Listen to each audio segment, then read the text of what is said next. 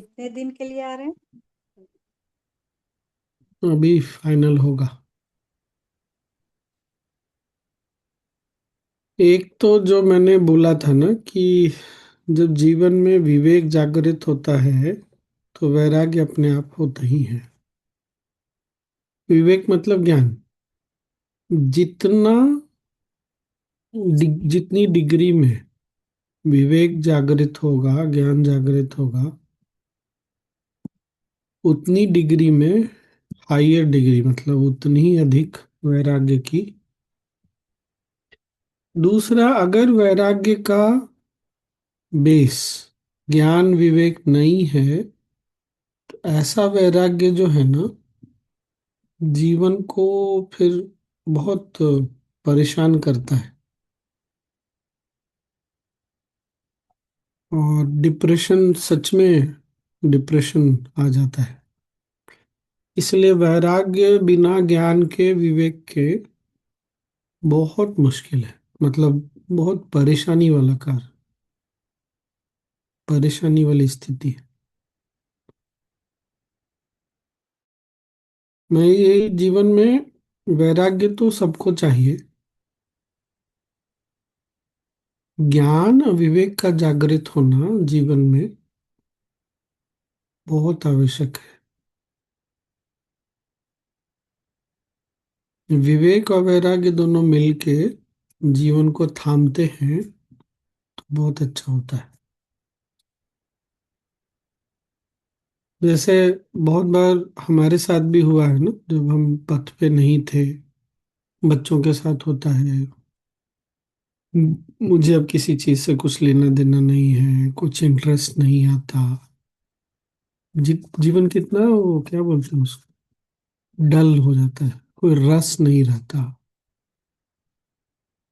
है। तो वैराग्य ही, लेकिन चूंकि ज्ञान से उपजा नहीं है, विवेक से उपजा नहीं है, विवेक उसका आधार नहीं है, ज्ञान आधार नहीं है ना, तो बिल्कुल ऐसा हो जाता है। बच्चे भी बहुत डिप्रेस्ड लगते हैं, हमको नहीं समझ में आता है क्या करें। जस्ट एक समझने के लिए है, जीवन में ना काम आए। पढ़िए सोनी जी। आज कितने अगस्त का पढ़ना है?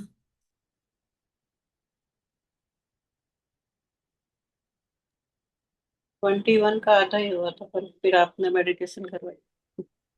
21 में और कुछ है नहीं। चल, 22 है आगे। हाँ।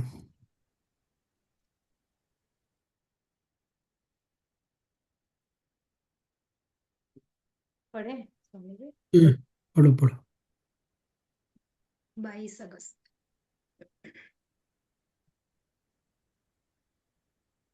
अखिल मिदमहम ममैव सर्वम त्वमपि नाहमथेतरच्च नाहम इति विदितवतो जगत्कृतं मे स्थिरमथवास्तु गतज्वरो भवामि। वशिष्ठ ने आगे कहा, जिस प्रकार सोने के बने आभूषण मात्र सोना होते हैं, उसी प्रकार शरीर में मैं विशुद्ध चेतना हूँ। मैं सभी पदार्थों को अंदर और बाहर से आवृत करने वाली आत्मा हूँ। मैं वह चेतना हूँ जो बिना किसी प्रकार के परिवर्तन के सभी अनुभवों को परावर्तित करती है तथा जिसे मलिनता छू भी नहीं पाती। मैं उस चेतना का अभिवादन करता हूँ जो सभी विचारों को फलीभूत करती है, जो सभी ज्योतिर्पिंडों में प्रकाश है, जो परम लाभ है। वह चेतना सभी अंगों में व्याप्त है, सदा जागृत और सतर्क रहती है, सभी पदार्थों में निरंतर स्पंदित होती है, सदा एकरूप तथा अविक्षुब्ध रहती है, जैसे कि गहरी नींद में हो, परंतु रहती सदा जागृत अवस्था में। वह चेतना ऐसी वास्तविकता है जो ब्रह्मांड के हर पदार्थ को विशिष्ट लक्षणों से युक्त करती है, जो सब में है, सबसे निकट भी है, परंतु है मन और इंद्रियों की पहुंच से बहुत दूर। वह जागते समय, सोते समय, स्वप्न में और चेतना की चौथी अवस्था में भी विद्यमान तथा एकरूप रहती है। जब सब विचार समाप्त हो जाते हैं, जब सब प्रकार की उत्तेजनाएं समाप्त हो जाती हैं और जब सब प्रकार की घृणा नष्ट हो जाती है, तब उसका प्रकाश चमकने लगता है। यह चेतना इच्छा और अहंकार से रहित होती है और उसके विभाग नहीं किए जा सकते। रुक जाओ रुक जाओ, ये वाली जो लाइन है ना, इसको याद रखना है क्या? फिर से पढ़ लो। कौन सा लाइन? लास्ट वाला। हम्म। यह ये तब चेतना चमकती है, हाँ। पढ़ो पढ़ो। जब सब विचार समाप्त हो जाते हैं, जब सब प्रकार की उत्तेजनाएं समाप्त हो जाती है और जब सब प्रकार की घृणा नष्ट हो जाती है, तब उसका प्रकाश चमकने लगता है। यह चेतना इच्छा और अहम भाव से रहित होती है और उसके विभाग नहीं किए जा सकते। क्या मेन क्या हुआ कि है तो हम हमेशा से थी, है और रहेगी, पर ये चमकती तब है जब सारी इच्छाएं समाप्त हो जाती है, उत्तेजनाएं समाप्त हो जाती, इसीलिए ध्यान में ना कोई भी इच्छा, कोई भी अनुभव की चाह फिर इसकी चमक को ना वो मलिन कर देगी, मतलब रिड्यूस कर देगी। हो भी जाएगा तो फिर, इसीलिए जब बहुत गहरे ध्यान में उठते हैं ना, तो बहुत अंदर से मजबूती महसूस होती है। सॉलिड जिसको बोलते हैं, एकदम ऐसा लगता है जैसे हम ठोस हैं। एकदम इस बात को आगे से ध्यान रखना है, किसी तरह की भी इच्छा चाह ध्यान के पहले छोड़ के ध्यान में बैठना है। पढ़ो। मैंने उस चेतना को प्राप्त कर लिया है जो सबके अंदर निवास करती है। यह है तो सब कुछ, परंतु इसमें विभिन्नता या विविधता नहीं है। यह उस ब्रह्मांडीय जाल के समान है जिसमें पक्षियों की तरह असंख्य प्राणी फंसते हैं। सभी में सब इसी में सभी संसार प्रकट होते हैं। वास्तव में ऐसा कुछ होता है नहीं। उस चेतना की प्रकृति है कुछ होना अथवा न होना, तथा वह ऐसा स्थल है जहाँ हर शुभ और दिव्य विश्राम प्राप्त करता है। वह सभी प्राणियों की भूमिका का निर्वाह करती है। वह सभी प्रकार के प्रेम और शांति का स्रोत भी है, परंतु है वह संगठित और स्वतंत्र। वह सभी जीवित प्राणियों का जीवन है। वे ऐसा अनिर्मित अमृत है जिसे किसी प्रकार कोई चुरा नहीं सकता। यह सदा बनी रहने वाली वास्तविकता है। इंद्रियों में प्रतिबिंबित होने वाली चेतना का अनुभव उस इंद्रियों की पहुंच से परे है। उसमें सभी प्राणी मौज करते हैं, जबकि वह विशुद्ध आनंद रूप है, परंतु है आनंद से परे। और वह गरिमा रूप है, परंतु है गरिमा से परे। देखने में तो वह सब कुछ करते हुए लगती है, परंतु करती कुछ है नहीं। यह सब मैं, श्लोक का अर्थ है, यह सब मैं हूँ और यह सब मेरा है, परंतु मैं नहीं हूँ और मैं से भिन्न नहीं हूँ। मुझे यह बोध हो गया है। यह संसार भ्रम हो या वास्तविकता, मैं संताप के ज्वर से विमुक्त हूँ। हम्म, पढ़ लो, आगे पढ़ लो।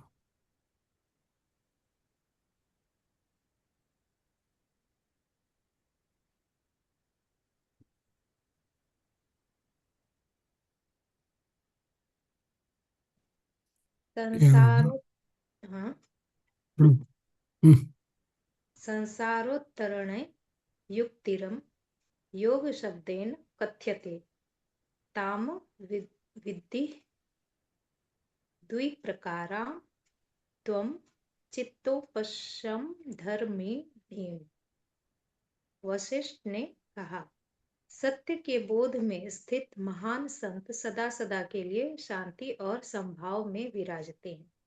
वे रुचियों प्रवृत्तियों से मुक्त होते हैं और उनमें जन्म और मृत्यु की न इच्छा ही होती है और अनिच्छा ही। वे मेरु पर्वत के समान अपने प्रत्यक्ष अनुभव में अटल रहते हैं। वैसे वे वनों, द्वीपों और नगरों में विचरते हैं। देवदूतों की तरह स्वर्गों की भी यात्राएं करते हैं। अपने शत्रुओं को विजित भी करते हैं। सम्राटों की तरह शासन भी करते हैं और शास्त्रोक्त के अनुसार उचित उचित प्रतीत होने वाले सत्कर्म भी करते हैं। वे जीवन के सुख भी भोगते हैं। दिव्य उद्यानों में भी जाते हैं और अप्सराओं द्वारा उनका स्वागत सत्कार भी होता है। वे गृहस्थ के कर्तव्यों का निर्वाह भी करते हैं। महायुद्धों में भी सम्मिलित होते हैं और उन विनाशकारी परिस्थितियों में भी शांत और सौम्य बने रहते हैं जिनमें और लोग अपना संतुलन और शांति खो बैठते हैं। ये किसकी बात हो रही है? सो वे जो हो रहा है, पढ़ तो लिए, आगे शुरू का पढ़ना पड़ेगा उसके लिए। वो उस अवस्था में जब पहुंच जाते हैं तो ऐसे संतों के बारे में बात। अच्छा। उनका मन पूरी तरह से सत्व में बैठा होता है और इस प्रकार भ्रम, अहम की धारणा, सफलता की आकांक्षा से पूर्ण रूप से मुक्त होता है। परंतु ऐसे लोग अपने कर्मों की उपलब्धियों या उनसे मिलने वाले पुरस्कारों को अस्वीकार नहीं करते। युद्ध जीतने पर वे झूठी वाहवाही में नहीं पड़ते और न हार जाने पर दुखी या त्रस्त ही होते हैं। वे स्वाभाविक या सहज कर्म करते हैं। उनके किसी काम के पीछे इच्छा या संकल्प नहीं होता। हे राम, ऐसे महान संतों का अनुसरण करो। तुम्हारा व्यक्तित्व अहम भाव से रहित रहे। तुम सभी काम सहज होकर करो। अदृश्य असीम चेतना ही मात्र सत्य है और वही है जिसने विविधता का यह पूर्ण रूप धारण कर रखा है। यह रूप न वास्तविक है और न अवास्तविक ही। इसलिए हर वस्तु से पूर्ण रूप से अनासक्त होकर रहो। अपने को नासमझ मानकर दुखी होने की आवश्यकता नहीं। राम ने कहा, प्रभु, आपके अनुग्रह से वास्तविकता के प्रति मैं पूर्ण रूप से जागृत हूँ। मेरी भ्रांति दूर हो चुकी है। मैं वही करूंगा जैसा आपका आदेश होगा। निश्चय ही किसी जीवन मुक्त द्वारा प्राप्त स्थिति में मैं भी शांति पूर्वक विश्राम कर रहा हूँ। प्रभु, प्रार्थना है कि आप कृपा पूर्वक बताएं कि कैसे प्राण रूपी जीवन ऊर्जा को नियंत्रित करके तथा अपनी सीमाओं और बद्ध मानसिकताओं को नष्ट करके कोई मोक्ष प्राप्त करता है। वाह, क्या बात है। अब प्राण और प्राण का खेल बताएंगे। वशिष्ठ हमारे ने हमारे अभ्यास में और जानकारी के लिए कितना इम्पोर्टेंट रहेगा ये। हाँ, और वशिष्ठ ने कहा, श्लोक का अर्थ भी है ये। उसे लोग योग कहते हैं। वह ऐसी पद्धति है जिससे जन्म मरण का चक्र समाप्त हो जाता है। यह मन की इंद्रियातीत स्थिति है जो दो प्रकार की होती है। एक प्रकार है आत्मज्ञान और दूसरा प्रकार है प्राणों का नियंत्रण। योग से अभिप्राय दूसरे प्रकार से है। वैसे परिणाम दोनों का एक ही है। कुछ लोगों के लिए अनुसंधान द्वारा आत्मज्ञान प्राप्त कठिन होता है और कुछ लोग के लिए योग द्वारा आत्मज्ञान प्राप्त करना कठिन होता है। परंतु मेरा ऐसा मानना है कि दोनों में से अनुसंधान का मार्ग सरल है। कारण यह कि आत्मज्ञान नित्य प्रस्तुत सत्य है। अब मैं योग की पद्धति का वर्णन करूं। बताओ कैसे छुपा रह गया, इतने लोग पढ़ लिए इसको। हाँ, पढ़ो पढ़ो। ये लग रहा है कि एकदम हम लोग के काम का चीज, मतलब हम अब हम्म। अपने लिए लगा। हाँ हाँ, सबके लिए सही सही। स यथा जीवित खगस तथे यदि जीव्यते तद्भव वेजम जीवितम पुण्यम दीर्घम चोदयते मेव च। वशिष्ठ ने आगे कहा, ऐसा कह सकते हैं कि इस असीम और अविभक्त चेतना के एक कोने में यह दृश्य संसार मरीचिका की तरह है। इस दृश्य संसार का प्रत्यक्ष करता ब्रह्मा उसमें निवास करता है। मैं उसका मानस पुत्र हूँ। एक बार जब मैं स्वर्ग में था तब मैंने संत महात्माओं से दीर्घजीवी लोगों की कथा सुनी थी। विचार विमर्श के बीच महर्षि सतातप ने कहा था, मेरु पर्वत के एक कोने में इच्छाओं को पूरा करने वाला एक वृक्ष है। इस पर भुसुंड नाम का कौवा रहता है। वह सभी प्रकार के राग द्वेष से मुक्त है। धरती और स्वर्ग में कोई ऐसा जीव नहीं जिसकी उस जैसी लंबी आयु हो। श्लोक का अर्थ है आगे, यदि तुम सा कोई उस जैसा दीर्घ जीवन जी सके तो वह अत्यंत प्रशंसनीय और शुभ जीवन होगा। कौवा का सबसे लंबी आयु। कौवा नहीं, ये हमारे शास्त्रों में काकभूसुंड बोलते हैं। हाँ, कालभूषण। काकभूसुंड सृष्टि के पहले भी थे, उत्पत्ति के पहले। जब सृष्टि प्रलय हो जाएगी तब भी वो सब कुछ देखते रहते हैं।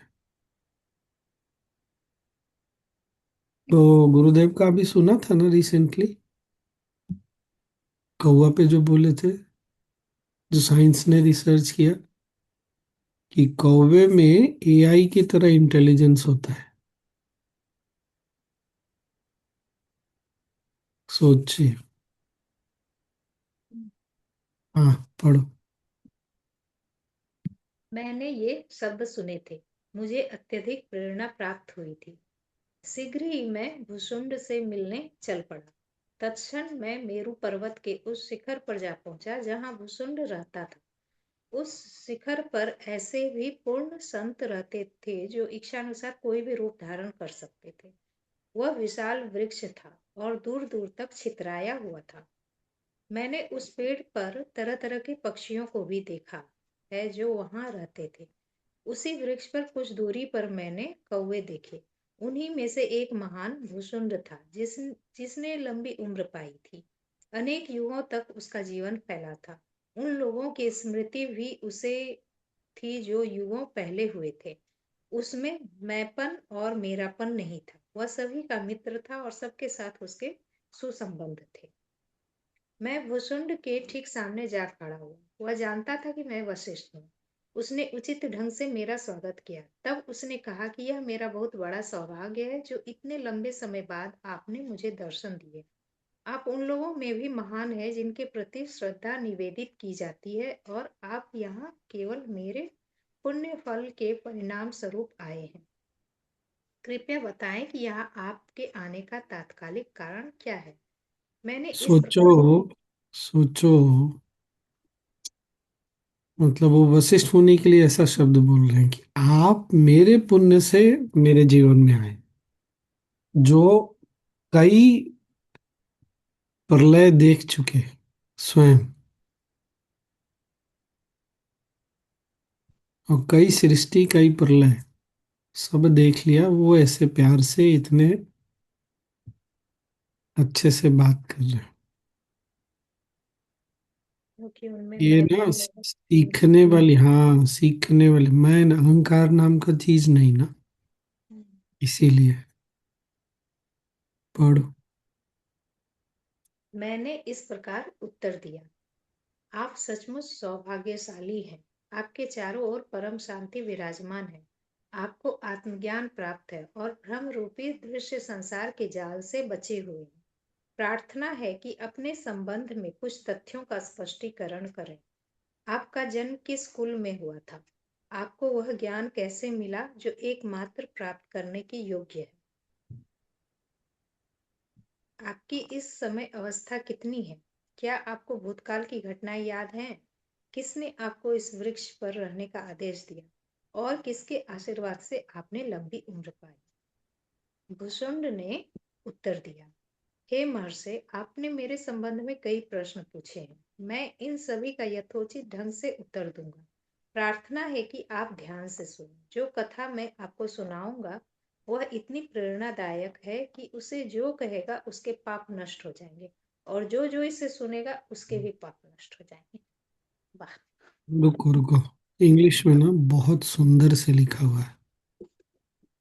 Bushund replied, since you ask these questions, concerning me, O sage, I shall duly answer them. Pray, listen attentively. अभी ध्यान से सुनिएगा वो जो बोल रहे हैं. The story I'm about to narrate is so inspiring that it will destroy the sins of those who relate it and those who listen to it.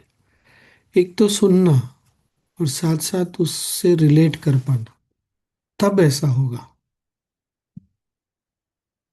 ठीक ना?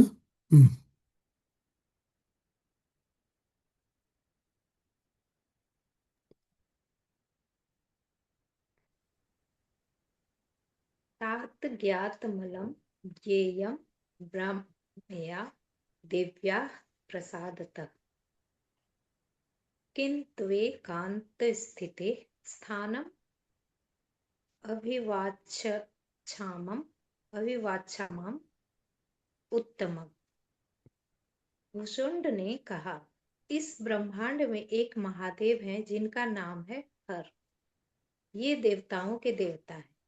स्वर्ग के भी सभी देवता इनकी आराधना करते हैं. इनकी अर्धांगिनी ने इनके आधे शरीर को धारण कर रखा है. इनके सैनिक अधिकारी भूत प्रेत हैं. उनके चेहरे भालू ऊंट चूहे आदि के जैसे हैं. 14 भुवनों के प्राणियों को आहार सुलभ कराने वाली देवियां उनके सम्मुख नृत्य करती थीं. इनमें सबसे अधिक प्रसिद्ध थी अलम्बुसा. इसका वाहन कौवा था जिसका नाम था चंड. यह अत्यंत शक्तिशाली था और इसका रंग नीला था. एक बार सभी देवियां आकाश में एकत्र हुईं. उन्होंने तुम्बुर देवता का अर्चन पूजन किया. तुम्बुर रुद्र का ही एक रूप है. बाएं हाथ से वे सब क्रियाएं करने लगी जो परम सत्य के प्रकटीकरण की परिचायक होती है. वे उस समय मद्य के नशे में चूर भी थीं. फिर वे एक महत्वपूर्ण प्रश्न पर विचार करने लगी. प्रश्न था कि उमा के पति हर हम सबके प्रति तिरस्कारपूर्ण व्यवहार क्यों करते हैं. उन सबने निश्चय किया कि हम सब अपनी शक्ति का प्रदर्शन इस प्रकार करेंगी कि जिससे पुनः वे पहले जैसा व्यवहार करने लगे. फिर उन्होंने उमा को अपनी जादुई शक्ति से इस प्रकार अभिभूत किया कि वह अपने स्वामी हर से अलग होकर रहने लगी. सभी देवियां आनंद से झूमती रही. कुछ मद्यपान करती रहीं, कुछ नृत्य करती रहीं, कुछ ठहाके लगाती रहीं, कुछ गर्जन करती रहीं, कुछ दौड़ती रहीं, कुछ गिरती पड़ती रहीं और कुछ रुको, मांस भक्षण करती रहीं. ये तंत्र का मार्ग बता रहे हैं. तंत्र में ये सब होता है, इसीलिए बायां हाथ जो लिखा है ना, बाएं हाथ का हाँ. मतलब तंत्र होता है. हाँ, पढ़ो. और सोचो, मतलब क्या बोल रहे हैं कि तंत्र के उपाय से उन लोगों ने उमा को भ्रमित कर दिया.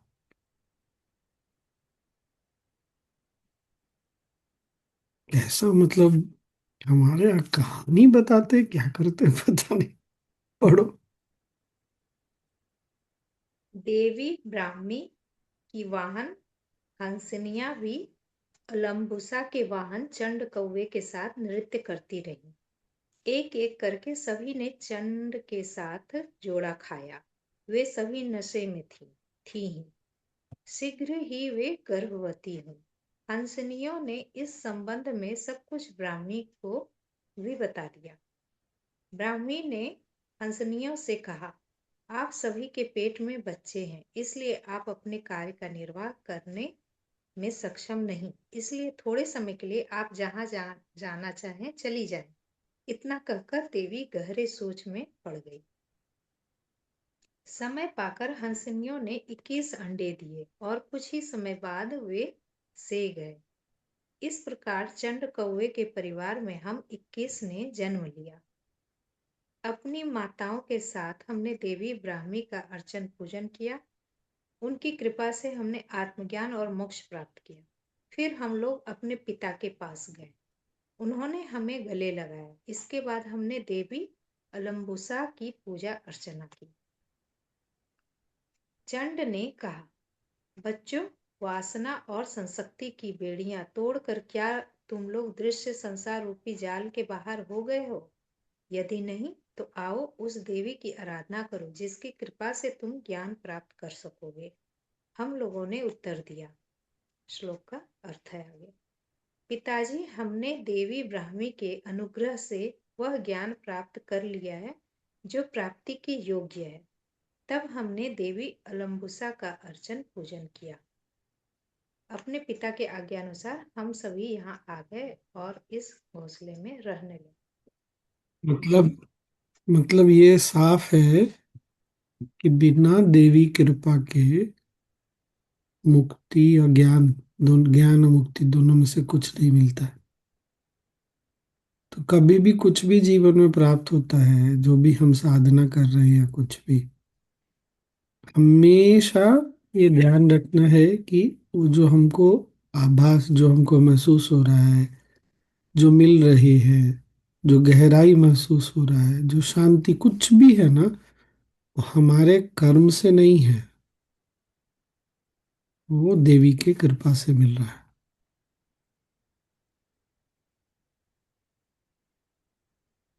ठीक है, तो ये हमेशा याद रखना है। नहीं तो फिर ऐसा भाव क्यों आता है कि हमने किया इसलिए हो गया? क्योंकि हमारा ना अहम भाव नहीं गया है। इसलिए हम कृपा को, आशीर्वाद को देखने के बजाय हमने किया इसलिए ऐसा हुआ, ऐसा देखते सोचते हैं। और यहीं से ना भटकना शुरू हो जाता है। भटक ही गए। पढ़ो।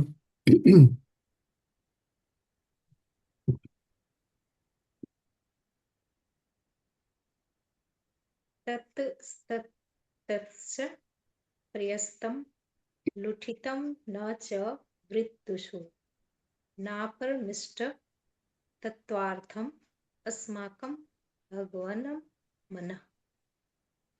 भुषुंडो ने कहा, युगों पहले की बात है, एक संसार था जिसकी स्मृति अब भी हमें है। हमने उसे अपनी आंखों से देखा था। वशिष्ठ ने पूछा, तुम्हारे भाइयों का क्या हुआ? यहाँ तो हम तुम्हें अकेला ही देख रहे हैं। भुसुंडो ने कहा, हे महर्षि, लंबा समय बीत चुका है। समय पाकर मेरे भाइयों ने अपना अपना शरीर छोड़ा और स्वर्ग में भगवान शिव के पास चले गए। निश्चय ही पवित्र और सशक्त दीर्घजीवी व्यक्तियों को भी काल, मौत खा जाता है। वशिष्ठ ने पुनः पूछा, कैसे तुम गर्मी सर्दी सहते रहे और आग और आंधियों से अपनी रक्षा करते रहे? भुसुंडो ने कहा, निश्चय ही कौवे की काया में जन सामान्य की उपेक्षा, घृणा अत्यधिक झेलनी पड़ती है। कौवे की योनि कोई अच्छी स्थिति का सूचक नहीं। जहाँ तक सृष्टिकर्ता का प्रश्न है, उसने क्षुद्र कौवे के निर्वाह के लिए भी बहुत कुछ सुलभ कर रखा है। परंतु हम लोग आत्मा में लीन रहे, सुखी और प्रसन्न रहे, इसलिए अनेक विपदाओं से हमारी रक्षा हो सकी। हम लोग दृढ़ता पूर्वक आत्मा में स्थित रहे। उन व्यर्थ की क्रियाओं को हमने त्याग दिया जो मन और शरीर को शत विशत कर देती है। इस भौतिक शरीर के लिए दुख की बात न इस जीवन में है और न मृत्यु में ही। इसलिए हम जैसे हैं वैसे ही रहे। जो है उससे अधिक पाने की चाह हमें कभी नहीं हुई। रुको। हम्म। कौवे जैसा साधारण प्राणी का जन्म मिला, लेकिन कोई शिकायत नहीं है। ये बात पकड़ में आई ना? कितने सुंदर ढंग से बोल दिया। और अंत में क्या बोल रहे हैं? जो भी कुछ जैसा था ना, हमने उनको वैसा ही स्वीकार कर लिया। ईश्वर से, प्रकृति से शिकायत करके सिर्फ अहंकार मजबूत होता है। मेरे साथ गलत हुआ, मेरे साथ सही नहीं हो रहा है, मुझे ये सब क्यों झेलना पड़ रहा है, मेरे आसपास लोग क्यों ऐसे? केवल अहंकार बोल रहा है और कुछ नहीं बोल रहा। पढ़ो, आगे पढ़ लो।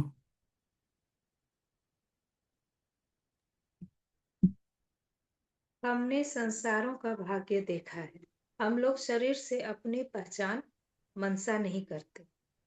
आत्मज्ञान में स्थित तथा इस वृक्ष पर रहते हुए मैं समय के प्रवाह को देखता हूँ। प्राणायाम के द्वारा मैं इस समय के विभागों से ऊपर उठ चुका हूँ। सभी प्राणी नष्ट हो या अस्तित्व ग्रहण करे, हमें किसी प्रकार का भय नहीं। ये सभी जीव समय सागर मौत में प्रविष्ट होंगे। हम तो इस सागर के किनारे पर बैठे हैं, इसलिए अप्रभावित और सुरक्षित हैं। ऊपर से देखने में हम जैसे लगते हैं वैसे हम हैं नहीं। हम न किसी से कुछ लेते हैं न कुछ देते हैं, बस ऐसे ही हम इस पेड़ पर रहते हैं। श्लोक का अर्थ है, यद्यपि हमने अपने को विविध क्रियाओं में लगा रखा है, परंतु कभी हम मानसिक मानसिक क्रियाकलापों में आकंठ डूबे नहीं और न ही हमने किसी वास्तविकता से नाता ही तोड़ा है। हे महर्षि, देवताओं ने समुद्र मंथन के द्वारा जो अमृत प्राप्त किया वह उस अमृत की अपेक्षा घटिया था जो आप जैसे ऋषियों के मुख से आशीर्वाद रूपी अमृत धारा के रूप में निस्सृत होता है। मेरी समझ में इच्छा और लालसा से रहित संतों की संगति से अधिक श्लाघ्य और कोई और पदार्थ नहीं। हे महर्षि, यद्यपि मुझे पहले ही आत्मज्ञान प्राप्त हो चुका है, फिर भी आज आपके दर्शन और संगति से मेरा जीवन धन्य हुआ। आज रहने दो इतना। हम्म। इतना कोमल मन भी हो सकता है।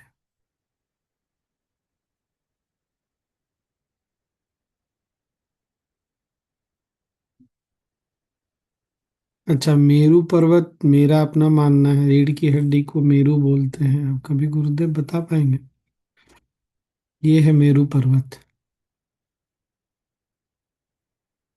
और ऊपर ऊपर मतलब सातवें चक्र के ऊपर, वहां चक्र जो है वहां पर स्थित बैठे हैं पेड़ पे काकभूषुंडी, और बाकी लोग भी वहीं बैठे हैं।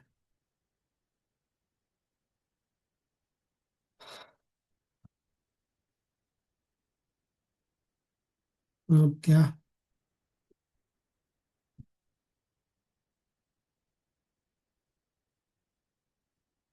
और क्या बोला उन्होंने? प्राणायाम के अभ्यास से इतनी लंबी आयु मिली है।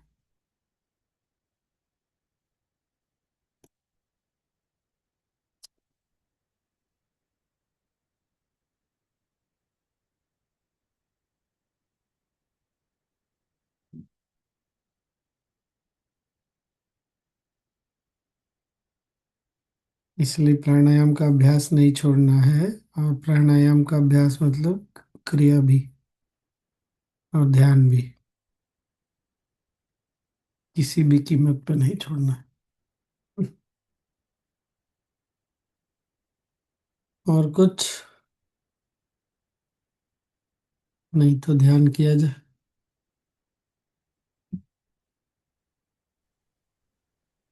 चलिए ध्यान किया जाए।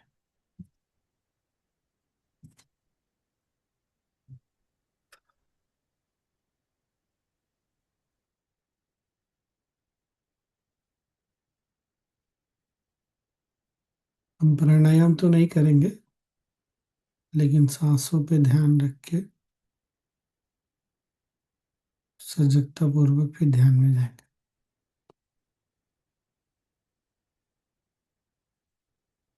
आराम से बैठ जाइए, आंखें बंद कर लीजिए।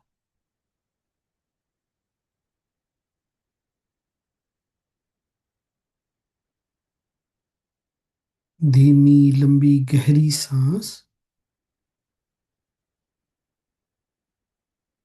और छोड़ते हुए पूरे शरीर को ढीला छोड़ो। स्पाइन इरेक्ट, रीढ़ की हड्डी सीधी, कंधे ढीले, होठों पर, गालों पर, चेहरे पर हल्की मुस्कुराहट।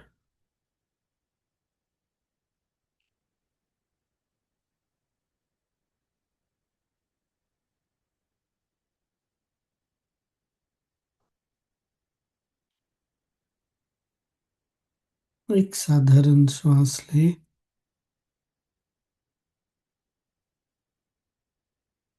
छोड़े।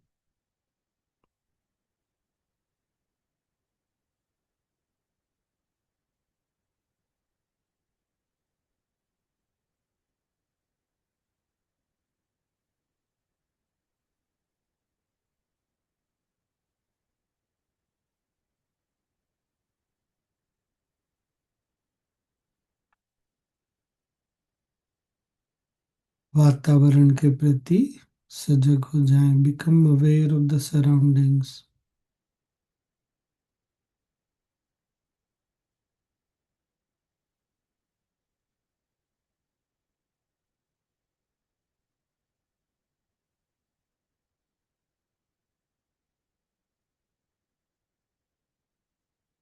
However the surroundings feels, accept it for next few moments.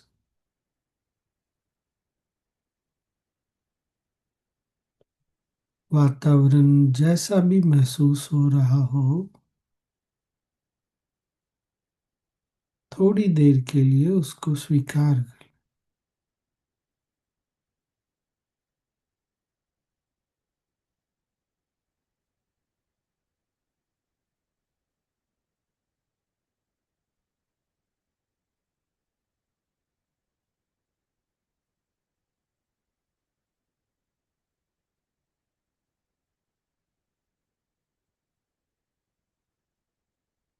और उसके साथ विश्राम करें।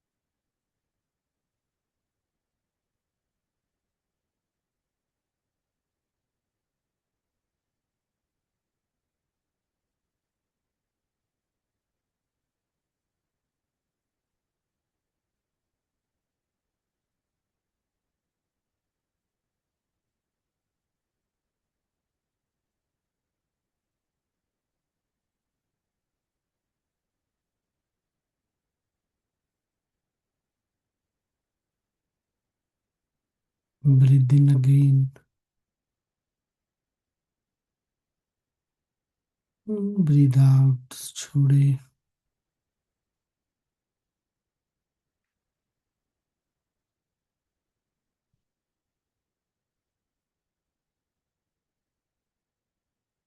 Become aware of the body.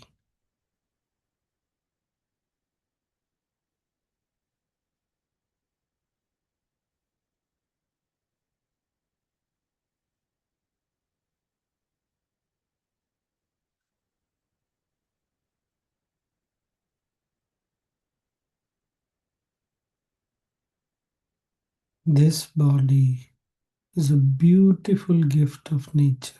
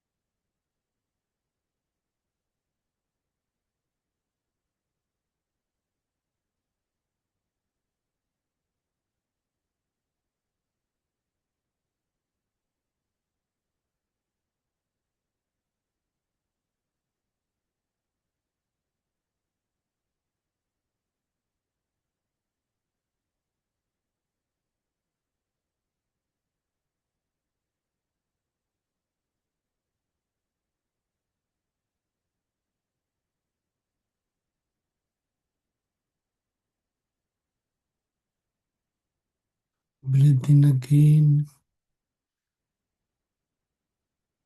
and breathe out.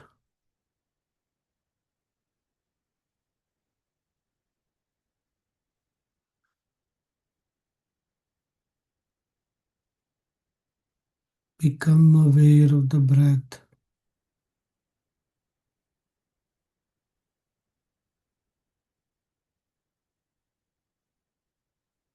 सांस के प्रति सजग हो जाए।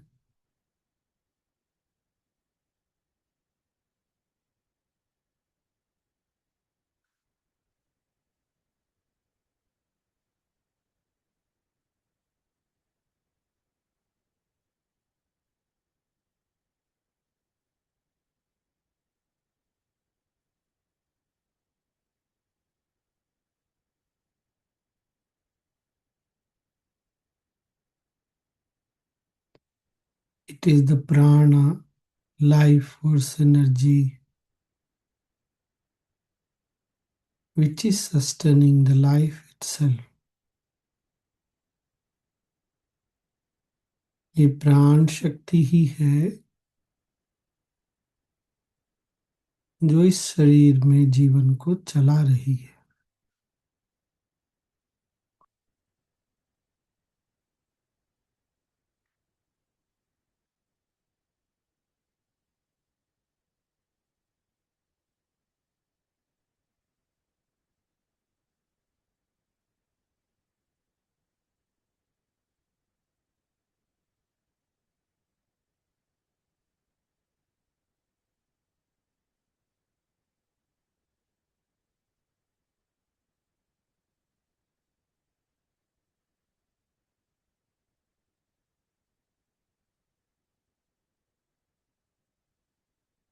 हवा चारों ओर भी है और अंदर भी।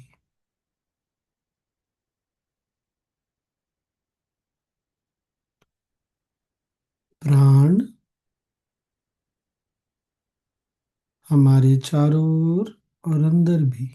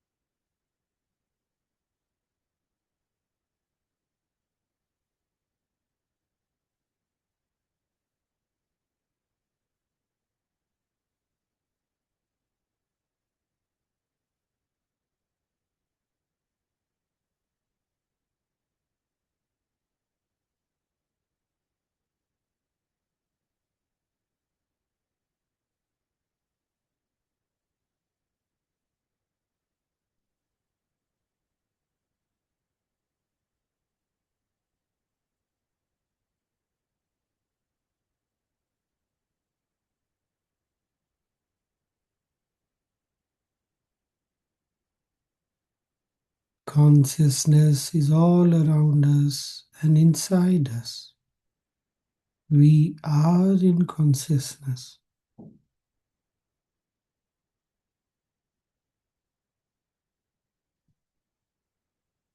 चैतन्य शक्ति चारों ओर है और अंदर भी।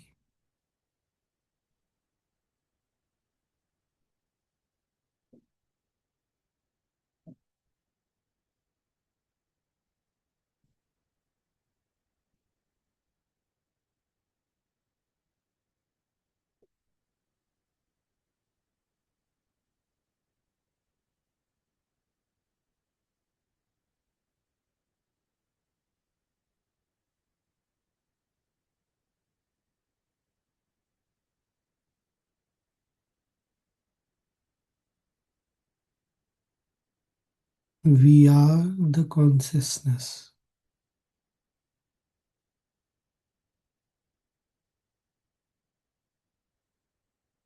हम वही है।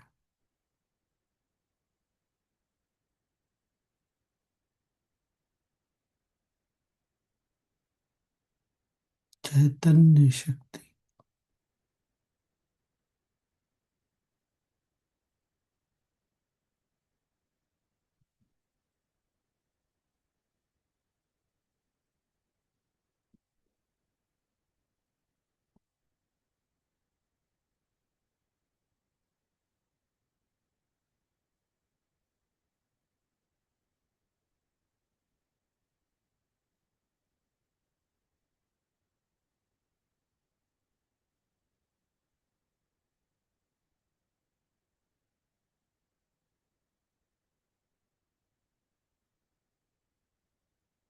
Relax.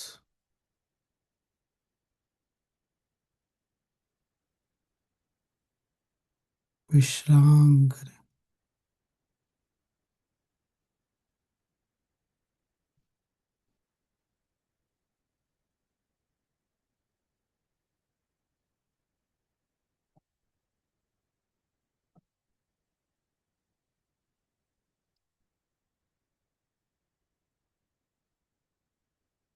Relax more and more.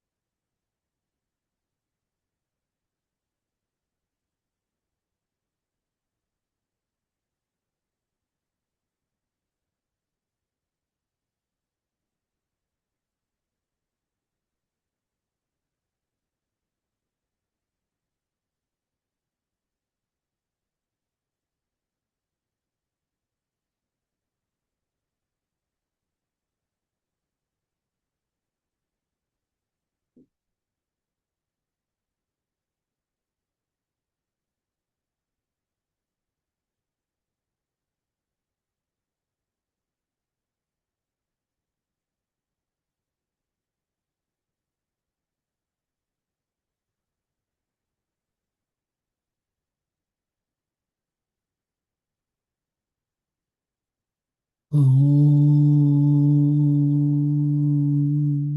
शांति शांति शांति।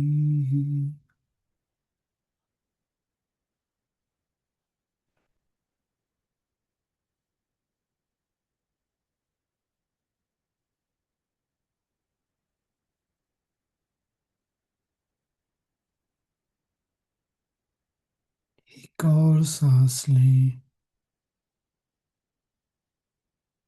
और छोड़ें।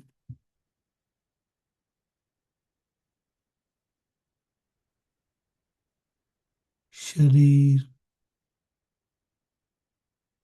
और आसपास के प्रति सजग हो जाए।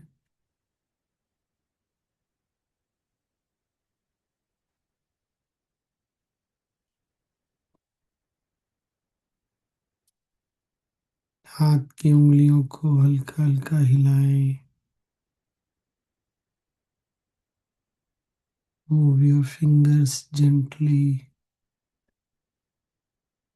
कंधों को, शोल्डर्स,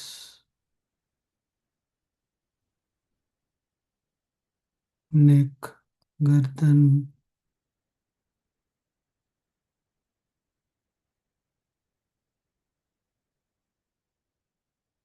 और धीरे धीरे जब भी सहज लगता हो, कंफर्टेबल फील हो, आंखें खोल सकते हैं। मैं ओपन योर आईज।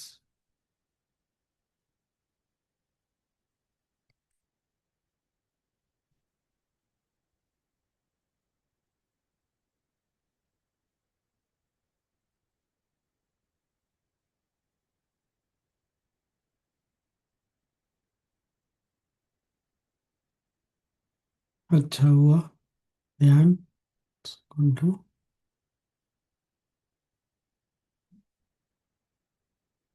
और क्या मन में आया था?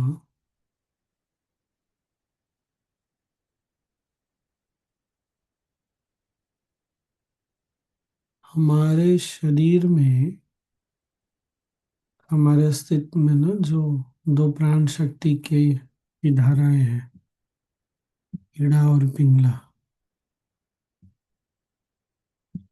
तो वो जो बात कर रहे थे ना, उसी की बात कर रहे थे। तो इड़ा इड़ा और पिंगला तंत्र के साधना से दोनों को अलग अलग अनुभव किया जा सकता है। हमारा जीवन बिना एक के चलता नहीं, सूर्य और चंद्र। वो साधना कितनी कैसी होगी कि दोनों को अलग अलग अनुभव किया जा सकता है। उस रास्ते पे जाना नहीं है हमको।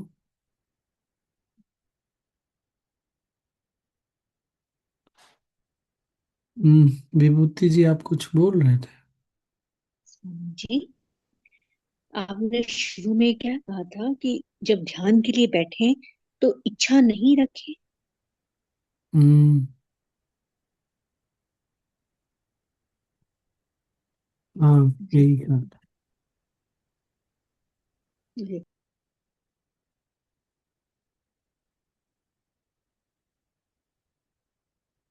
That's it then.